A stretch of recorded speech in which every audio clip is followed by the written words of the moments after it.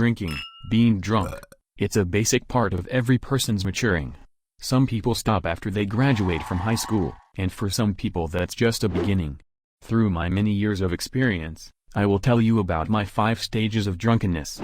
First of all, people are different and this can vary, but I think that for most people this phase lasts until about 2 beers or 3 shots of vodka, or something like that.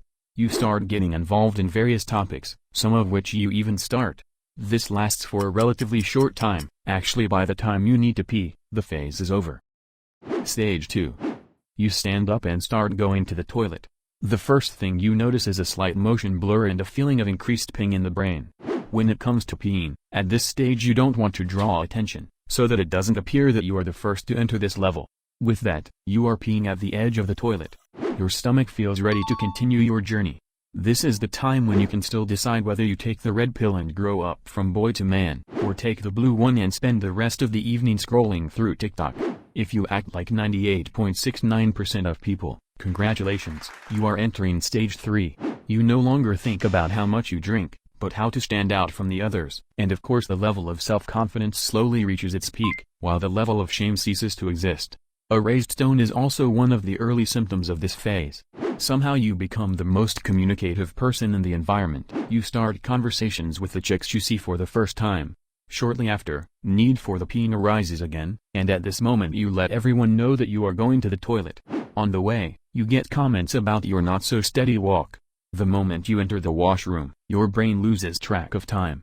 You want to create a solid distance from the toilet that is at least 3 feet. This time you aim at the water and try to make as much noise as possible. This is one of the most enjoyable stages, and after that, you enter the dark side of alcohol. I have personally been there 2 or 3 times. Stage 4. In this phase you slowly lose your cognitive abilities. You turn into a caveman. Every female person becomes a prey. After a while, your legs tell you to lie down on the couch and check all the bottles on the table. You see, if those bottles are empty, you are safe and you'll probably sober up in an hour or 2. But if there is anything left in them, you are going to soak up the last drop of alcohol and that's your ticket to stage 5. It begins with vomiting, which in most cases ends up on floors and furniture. After you've destroyed friend's house, you usually get a few hits that you notice the morning after in the form of bruises. At this stage you usually pass out and the others have to carry you home. For some reason you become slippery as if you've took a shower in slime. They will probably drop you a few times, but chill, you won't feel anything. The next day when you wake up is the worst. You feel like shit, you don't remember anything, but you soon find out that you've been tagged 1,000 times on social networks. You ended up in the news and you were reported to the police. At the end, some advice for young guys out there: you never want to drink on empty stomach, because you can accidentally skip between stages and suddenly appear in stage 5. Also, I personally drink water between each shot I take.